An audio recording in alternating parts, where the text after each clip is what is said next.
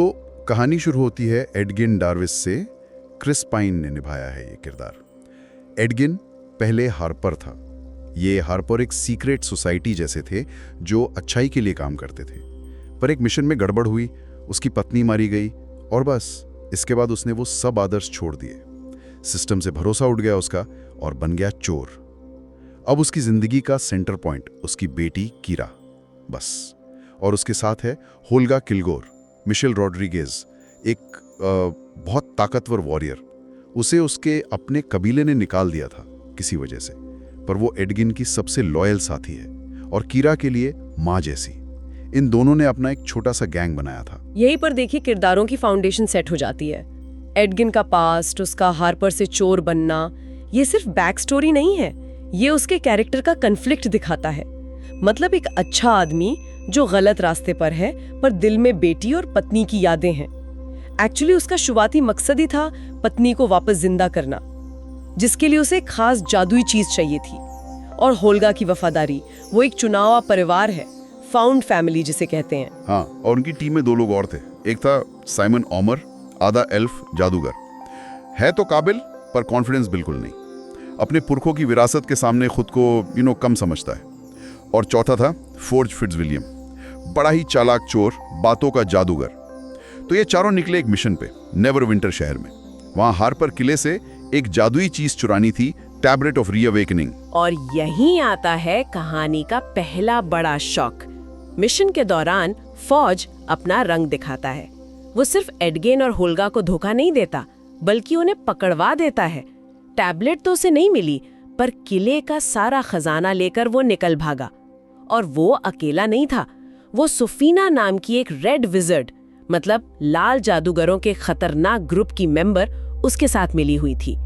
ये धोखा पूरी कहानी का रुख मोड़ देता है। बिल्कुल। एडगिन और होल्गा पहुंच गए जेल, और फोर्ज वो उस खजाने और सुफीना की मदद से नेवरविंटर का नया लॉर्ड बन बैठा। और सबसे बुरी बात ये कि उसने कीरा को भी अपने पास रख लिया, उसे पाला पोसा और उसके दिमाग में ये भर दिया कि एडगिन ने उसे छोड़ दिया था। सही, ये जो धोखा है ना, ये कहानी का सेंट्रल कॉन्फ्लिक्ट बन जाता है। फोर्ज जब सिर्फ एक चोर नहीं रहा, वो मेन विलन है, जिसके पास पावर है, रिसोर्सेज हैं और एक डेंजरस जादूगरनी का सपोर्ट। एडगिन का मकसद अब सिर्फ पत्नी को जिंदा करना नहीं है, अब उसकी बेटी दांव पर है, उसका सम्मान दांव पर है, और उस दोस्त से बदला लेना है जिसने सब कुछ छीन लिया। पर्सनल स्टेक्स एकदम हाई हो जाते हैं। कई साल जेल में बीते। फिर एडगिन और होल्गा एक सुनवाई के दौरान बड़ी चालाकी से और हाँ, थोड़ी किस्मत से भी भाग निकले। बाहर आकर एडगिन को सबसे पहले कीरा की चिंता हुई। पता चला कि कीरा बड़ी हो गई है और फोर्ज के साथ है। फोर्ज उसे ऐशो आराम दे रहा है, लेकिन साथ ही एडगिन के खिलाफ भड़का भी रहा है। फोर्ज अब नेवरविंटर का लॉर्ड प्रोटेक्टर है, पॉपुलर लेकिन अंदर से करप्ट।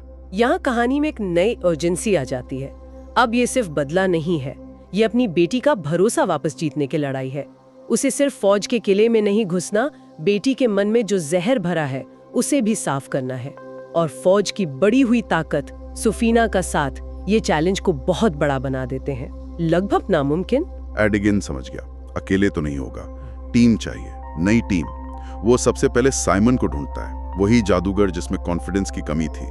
वो अब छोटे मोटे जादू दिखाकर गुजारा कर रहा था। साइमन पहले तो हिचकिचाया, उसे लगा मैं इस लायक नहीं हूं। फिर उनकी मुलाकात हुई डोरिक से। डोरिक एक टिफलिंग है, सीइंग और पूंछ वाली, और ड्रूइड भी है, मतलब नेचर से जुड़ी जादूगरनी जो जानवरों का रूप ले सकती है, खासकर आउल बेयर का। डोरिक का अपना जंगल समुदाय फोर्ज की वजह से खतरे में था, तो उसके पास भी फोर्ज से लड़ने की अपनी वजह थी। और फिर एंट्री होती है जेंक यंदार की। रेगेजीन पेज ने रोल किया है।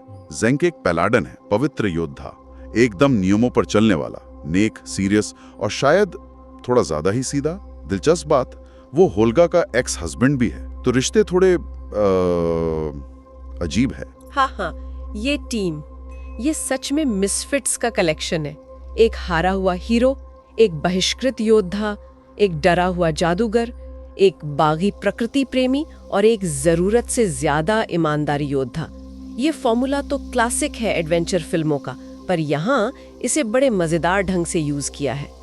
किरदारों के बीच का जो टकराव है ना, जैसे साइमन की झिझक और जेंक का अटूट विश्वास, डोरिक की प्रैक्टिकल सोच और एडगिन की स्कीम्स, होल्गा का गुस्सा और जेंग की शांति, ये सब कहानी में ह्यूमर और ह्यूमैनिटी डालते हैं। ये सिर्फ स्किल्स का ग्रुप नहीं, अलग सोच वाले लोग हैं जिन्हें साथ काम करना सीखना है। हाँ, और टीम वर्क शुरू में तो बिल्कुल आसान नहीं होता। उन्हें कीरा को बचाना है, फोर्ज से टैबलेट वापस लेनी है। पता चलता है कि फोर्ज की तिजोरी जादुई है, बहुत शक्तिशाली जादू से बंद है।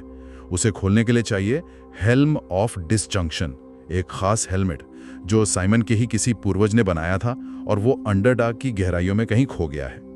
जैंक मदद करने को तैयार हो जाता है क्योंकि उसे पता है ये हेलमेट गलत हाथों में कितना खतरनाक हो सकता है। तो अब टीम निकलती है इस हेलमेट को ढूंढने। एक और खतरनाक सफर, अंडरडार्क की गुफाएं, अजीब और खूंखार जीव, पुराने कब्रिस्तानों में मरे हुए योद्धाओं से लड़ाई, जहां जैंग की पवित्र शक्तियां काम आती हैं। और हाँ, इस सफर में उनका सामना होता है एक बहुत ही मोटे, मतलब वाकई मोटे, थुलथुल लेकिन खतरनाक ड्रैगन थंबरशॉट से। वो सीन तो एकदम अनापेक्षित और फनी था। ये जो चुनौतियां हैं, ये सिर्फ एक्शन नहीं है, हर चैलेंज टीम के लिए एक टेस्ट है। क्या साइमन डर पर काबू पाएगा? क्या डोरिक अपनी ताकत सही से इस्तेमाल करेगी? क्या एडगिन सबको साथ रख पाएगा? क्या होल्गा और जोंक अपना पास्ट पीछे छोड़ पाएंगे? ये बाधाएं उन्हें मजबूर करती हैं एक दूसरे पर भरोसा करने को, अपनी कमियां मानने को, एक टीम की तरह सोचने को। और थंबरशॉट जैसे पल कहानी को भारी होने से बचाते हैं, दिखाते हैं कि फैंटेसी दुनिया सीरियस भी हो सकती है और मजेदार, अजीब भी। यही इस फिल्म का चार्म है। हेलमेट मिल गया, टीम वापस नेवरविंटर आती है। शहर में हाई सन गेम्स चल रहे हैं। फोर्ज ने रखे हैं अपनी पॉपुलैरिटी बढ़ाने के लिए। टीम का प्लान है गेम्स के दौरान कंफ्यूजन क्रिएट करना, तिजोरी तक पहुंचना और कीरा को निकालना। लेकिन तभी उन्हें पता चलता है असली खतरा, जो कहीं ज्यादा बड़ा है। पता चलता है फोर्ज तो बस एक प्यादा है, असली मास्टरमाइंड सोफीना है, रेड विजर्ड। उसकी योजना है कि वो गेम्स के दौरान स्टेडियम में जमा हजारों लोगों पर एक भयानक जादू करेगी, डेथली स्लो। ये जादू लोगों को धीरे धीरे लाशों की सेना में बदल देगा और इस प्रोसेस से जो एनर्जी निकलेगी उससे सोफीना को अनलिमिटेड पावर मिलेगी अपने शैतानी देवता के लिए। बाप रे, यहाँ कहानी का स्केल अचानक बहुत बड़ा हो जाता है। अब ये सिर्फ बेटी को बचाने या बदला लेने की बात नहीं रही, अब पूरे शहर का, हजारों मासूम लोगों का सवाल है। स्टेक्स अब पर्सनल से एपिक हो गए हैं और यहीं हम देखते हैं किरदारों के डेवलपमेंट का नतीजा। बिल्कुल, फाइनल क्लैश शुरू होता है। साइमन, जो अब तक डाउट में था, आखिरकार अपने डर पे काबू पाता है। वो न सिर्फ सोफीना के जादू को समझता है बल्कि उसे कंट्रोल करने का तरीका भी ढूंढ लेता है। ये उसके लिए बहुत बड़ा मोमेंट है। डोरिक अपनी शेप शिफ्टिंग का इस्तेमाल करती है जासूसी करने, दुश्मनों को भटकाने और टीम को इन्फॉर्मेशन देने में। होल्गा अपनी पूरी ताकत से लड़ती है फोर्ज के गार्ड्स और सोफीना के हत्यारों से। और एडगिन, वो लीडर, अपनी प्लानिंग, अपनी हाजिर जवाबी से टीम को साथ रखता है, इंस्पायर करता है, मुश्किल में रास्ता निकालता है। हाँ, ये देखना दिलचस्प है कि कैसे हर किरदार अपनी जर्नी पूरी करता है। साइमन का कॉन्फिडेंस पाना सिर्फ जादू की बात नहीं, ये खुद को एक्सेप्ट करने की बात है। एडगिन की लीडरशिप अब सिर्फ चालाकी नहीं, उसमें जिम्मेदारी और केयर है। होल्गा की लड़ाई सिर्फ ताकत नहीं, अपने चुने हुए परिवार की प्रोटेक्शन है।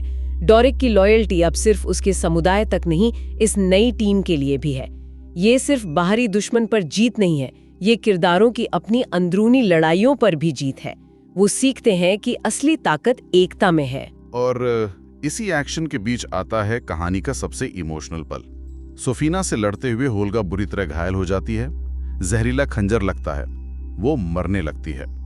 टीम के पास वही टैबलेट ऑफ रीअवेकनिंग है जिसे एडगिन ने सालों से संभाल कर रखा था, अपनी पत्नी को वापस लाने के लिए। यही उसका ओरिजिनल मोटिव था। अब उसके सामने चॉइस है, या तो अपने अतीत की इच्छा पूरी करे या प्रेजेंट के उस दोस्त को बचाए जिसने हमेशा साथ दिया, जिसने उसकी बेटी को पाला। और वो होल्गा को चुनता है। टैबलेट का इस्तेमाल होल्गा को जिंदा करने के लिए करता है। ये एक बहुत पावरफुल मोमेंट है, दिखाता है कि एडगिन ने आखिरकार अपने अतीत के बोझ को छोड़ दिया है। ये सिर्फ एक प्लॉट ट्विस्ट नहीं है, ये कहानी का दिल है। एडगिन का ये फैसला फाउंड फैमिली की थीम को मजबूती से दिखाता है। ये दिखाता है कि असली खजाना सोना चांदी नहीं, वो रिश्ते हैं जो हम बनाते हैं। ये उसके कैरेक्टर का पूरा ट्रांसफॉर्मेशन है, एक सेल्फिश चोर से एक सेल्फलेस दोस्त और पिता तक। उसने सीखा कि अतीत बदला नहीं जा सकता, पर भविष्य बेहतर बनाया जा सकता है उन लोगों के लिए जो साथ हैं। ये कहानी को एक गहरी इमोशनल सेटिस्फैक्शन देता है। ओल्गा बच जाती है, टीम फिर एकजुट होती है, सोफीना की योजना नाकाम हो जाती है। साइमन अपनी नई ताकत और कॉन्फिडेंस से सोफीना के जादू को कंट्रोल करता है और टीम मिलकर उसे हरा देती है। उधर फोर्ज हमेशा की तरह कायर मौके फायदा उठाकर खजाने से भरी नाव लेकर भागने की कोशिश करता है, लेकिन इस बार कीरा जो अब सच जान चुकी है उसे रोकने में मदद करती है। फोर्ज पकड़ा जाता है, वापस जेल, और अंत में एडगिन और कीरा मिलते हैं। उनके बीच की गलतफहमियां दूर होती हैं, नेवरविंटर शहर बच जाता है। एडगिन, होल्गा, साइमन और डोरिक जो चोर भगोड़े मिसफिट्स थे, अब शहर के हीरो हैं। उन्हें माफी मिलती है और वो एक नई जिंदगी शुरू करते हैं, शायद अब भी थोड़े अजीब पर एक साथ। तो हाँ, आखिर में बुराई हारती है, हीरो अपना पर्सनल गोल अचीव करता है, बेटी का प्यार वापस पाना, और टीम न सिर्फ दुश्मन को हराती है बल्कि खुद को भी प्रूव करती है। ये एक सैटिस्फाइंग एंडिंग है। जैसा हमने देखा, ये फिल्म सिर्फ ड्रैगन्स और मैजिक के बारे में नहीं है। ये एडवेंचर, कॉमेडी और इमोशन का एक ऐसा मिक्सचर है जो टीम वर्क, सेकेंड चांस और परिवार, चाहे वो खून का हो या चुना हुआ। बिल्कुल, उम्मीद है आपको इस कहानी की परतों को खोलने में हमारे साथ मजा आया होगा और हमारी ये बातचीत दिलचस्प लगी होगी।